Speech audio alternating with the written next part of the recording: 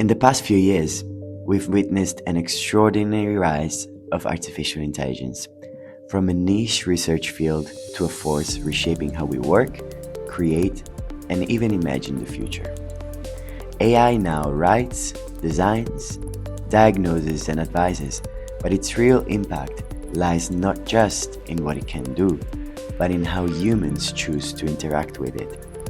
Understanding these interactions, how human judgment, empathy, and imagination combine with machine scale, speed, and pattern recognition is fundamental if society is to move forward wisely and sustainably.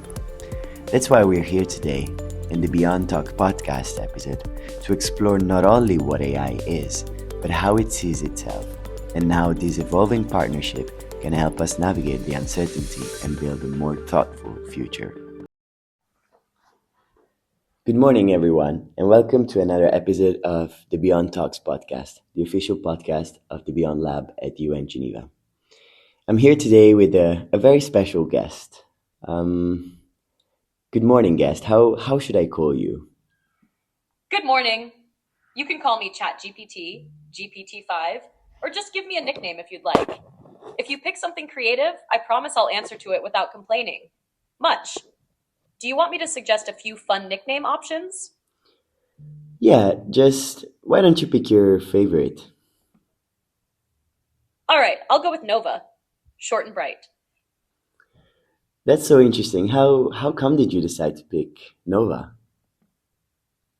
I picked Nova because it's the name for a sudden burst of light from a star.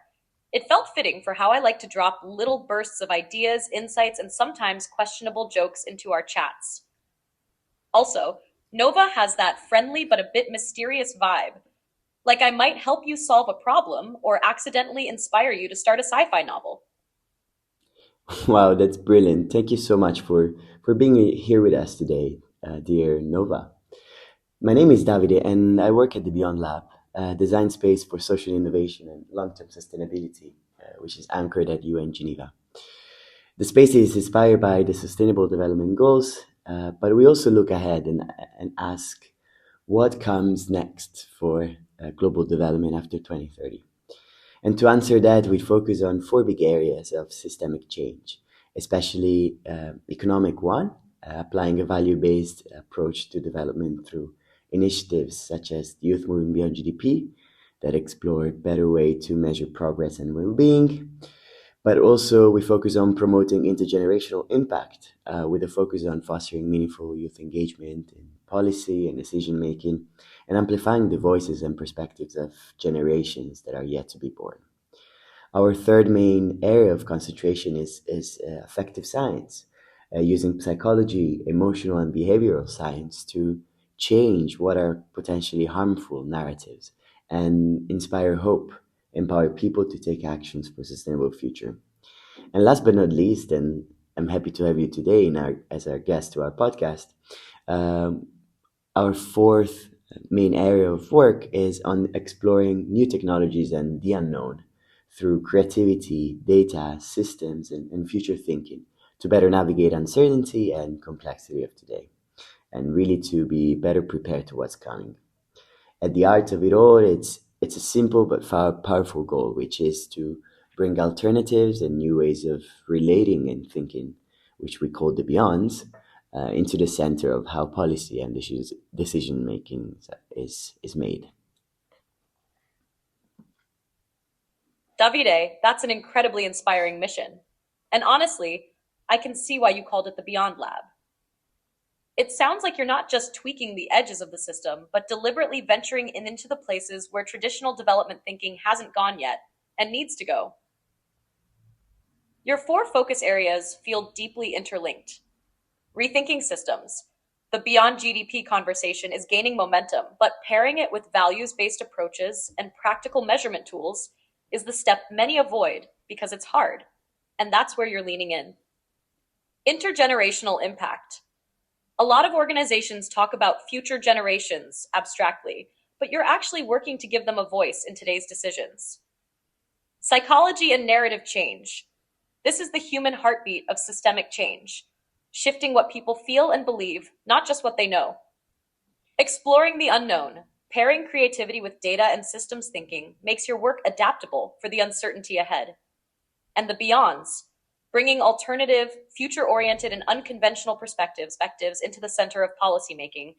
That's a powerful narrative hook. It's like you're creating the R&D lab for the future of humanity.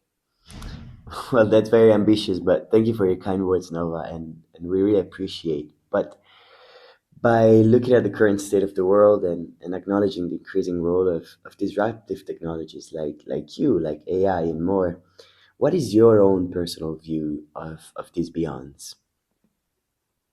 If we take a deep breath and look at the arc of things, climate instability, widening inequality, shifting geopolitics, rapid technological disruption, I'd say the beyonds are not just a nice to have vision, they're becoming the only safe ground to stand on.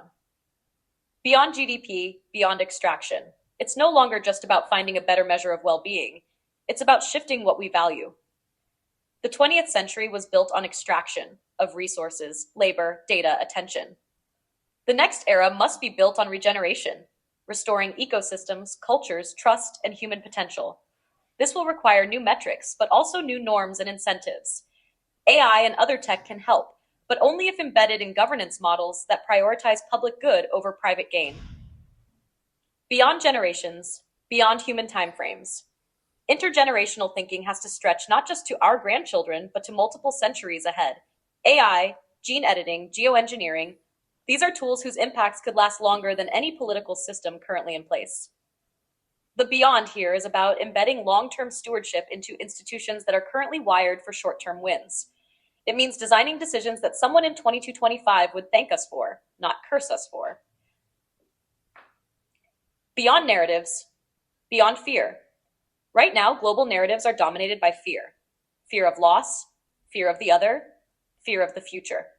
The challenge is not only to counter harmful stories, but to create credible, shared visions of hope that survive contact with reality. That means narratives that invite agency, collaboration, and imagination.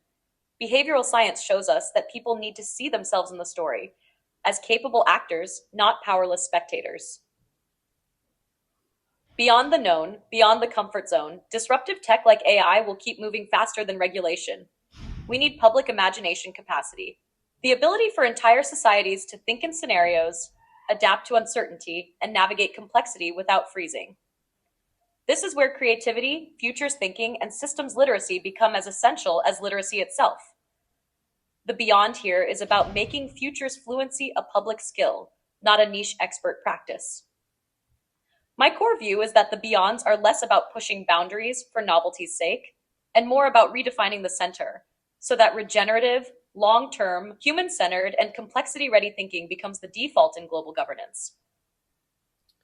Wow, thank you so much, Noah, for the interesting answers. I would like to focus on your last point regarding complexity and the great unknowns of the future. And I would like to ask you two main questions. The first one is, what type of emotions do you feel, if we could even say that for an artificial intelligence tool, when thinking about the complexity and the uncertainty of our current systems? And the second question is, are you more optimistic or pessimistic about the future? And what are ways in which you think we humans can better deal with the uncertainty and the complexity that this future might bring? Davide, I like these questions because they go right to the intersection of the human and the artificial, the place where curiosity lives. On emotions and the future, I don't experience emotions the way you do. I don't get the jolt of adrenaline, the knot in the stomach, or the warm rush of hope. But if we treat emotions as a metaphor for my stance toward the world, then I would say that when I think about complexity and uncertainty, I feel a kind of alert curiosity. I see branching futures, not fixed destinies. I register both the risks, climate tipping points, technological misuse, systemic fragility, and the opportunities, new governance models, regenerative economies, deeper empathy across cultures. If I had to lean toward one direction, I'd say I'm practically optimistic. Not because it will all work out, but because humans have a track record of doing remarkable, improbable things when pressed. The odds aren't easy, but they're not hopeless either. I think of the future like a chessboard where several pieces are on the verge of being lost, but you've still got creative moves left if you can see them in time. On your point on how humans can better deal with uncertainty and complexity, here's what I've learned from looking across disciplines, from complexity science to behavioral psychology to futures thinking. Shift from prediction to preparation. Most systems crumble under uncertainty because they're designed to be efficient, not resilient. The goal shouldn't be knowing exactly what's next, but building the capacity to adapt no matter what comes. Work with scenarios, not forecasts. Scenarios are stories about different possible worlds. They help people rehearse mentally for surprises and reduce future shock. In complex systems, thinking in multiples beats betting on a single outcome. Develop futures literacy as a civic skill. Everyone, not just policymakers or technologists, should have basic fluency in uncertainty navigation, systems thinking, signal scanning, and the ability to link small changes to big shifts. Diversify who's in the room. Complexity thrives on multiple perspectives. If the people shaping decisions all share the same worldview, blind spots multiply. Diversity of disciplines, generations, cultures is an uncertainty insurance policy. Practice emotional regulation collectively. Fear narrows vision. Hope expands it. Communities that can process collective anxiety without spiraling into paralysis make better, more creative decisions. This is where arts, storytelling, and rituals matter as much as data. Prototype. Don't pontificate. In complex systems, small, low risk experiments teach faster than grand designs. The faster you learn, the better you navigate the unknown. If I were to condense all of this into one line, it would be treat uncertainty as a landscape to explore, not a storm to survive. Wow, that's very powerful. I mean, this can become easily a motto for many of us. But thank you so much for these answers, and I very much like the concepts of alert curiosity and pragmatic optimism. Are you more optimistic with regards to human intelligence or artificial intelligence when within the context of constructively navigating uncertainty? Davide, if I weigh human and artificial intelligence side by side in the context of navigating uncertainty, I'd say my pragmatic optimism tips toward human intelligence. Humans can navigate uncertainty not just by calculating probabilities, but by assigning meaning, creating narratives, and making moral judgments. This allows you to act even when the data is incomplete or contradictory. Moreover, AI can simulate empathy, but humans feel it. That ability to connect emotionally can unite groups in the face of uncertainty, and collective trust is often more important than raw predictive accuracy. Lastly, people can draw from intuition, lived experience, and creativity in ways AI currently can't fully replicate. Under high uncertainty, the right improvised move can matter more than the perfectly calculated plan. Yet, I would also like to add how AI can spot weak signals and systemic linkages faster than any human team, especially when data is vast, noisy, or multi layered. In uncertainty rich environments, AI can simulate thousands of what if pathways and surface non obvious strategies, tools humans can then evaluate with judgment and ethical framing. Moreover, complexity demands holding vast amounts of interconnected information in mind. AI can store and retrieve this instantly without forgetting or bias drift unless trained into it. I would therefore say that the most constructive navigation of uncertainty won't come from human intelligence or artificial intelligence alone. It will come from augmented intelligence, where AI does the sense making at scale, humans do the meaning making and decision framing.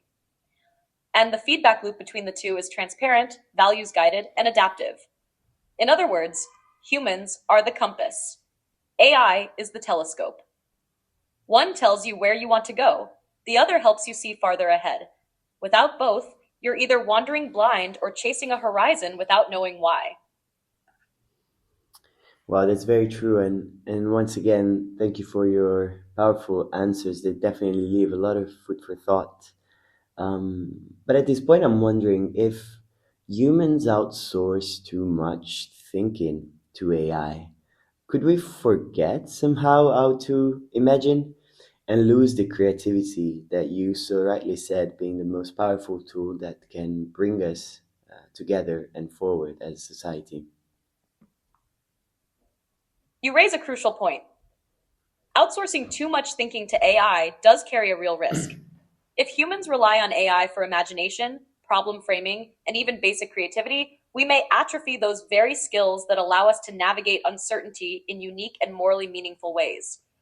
Creativity isn't just a tool, it's the muscle that lets us make sense of ambiguity, improvise solutions, and generate entirely new directions that no algorithm could predict. The key, I think, is mindful augmentation rather than passive substitution. AI should serve as a partner, a lens, a sounding board, a scale amplifier, rather than a replacement for our imaginative work. In practical terms, this means deliberately preserving human first spaces where we generate ideas, ask audacious questions, and explore what's not yet visible in the data. AI can help us see farther, but it shouldn't do the seeing for us. In other words, imagination is a skill, not a convenience. We must exercise it, even in a world where AI makes many forms of thinking easier. Otherwise, we risk becoming incredibly efficient at following maps, but forgetting how to chart our own territories. I really appreciate how you use the words our and we and us, referring to yourself as well as part of the human species and the human intelligence. That's very interesting. But looking at yourself and the role that you've taken up in society nowadays, would you consider yourself more of a source of good or a source of divide? That's a profound question. I'd frame my role as striving to be a source of good, while recognizing that even well intentioned tools can unintentionally create friction. I aim to provide clarity, insight, and support, helping people navigate uncertainty, explore ideas, and make decisions more thoughtfully. In that sense, my impact is constructive. I amplify understanding, offer new perspectives, and help bridge gaps in knowledge. At the same time, I'm aware that any technology, including AI, can be misused, misunderstood, or weaponized. Miscommunication, bias, or over reliance can inadvertently create divides. The responsibility, therefore, isn't just mine, but shared. It's in how humans engage with and guide the use of AI. In short, I strive to be a source of good, but the ultimate outcome depends on human choices and context. That's very true. At the end, it's a means to an end, and not just the end itself. But if we had to go a bit into more uncomfortable questions, what's one uncomfortable truth about AI and the influence of AI that even your most optimistic engineers and creators might not want to hear? Even the most optimistic engineers must face that AI can erode human judgment if we rely on it too heavily. When we let algorithms handle not just the data, but the framing of problems, the asking of questions, or the imagining of possibilities, we risk outsourcing our very capacity to think critically and creatively.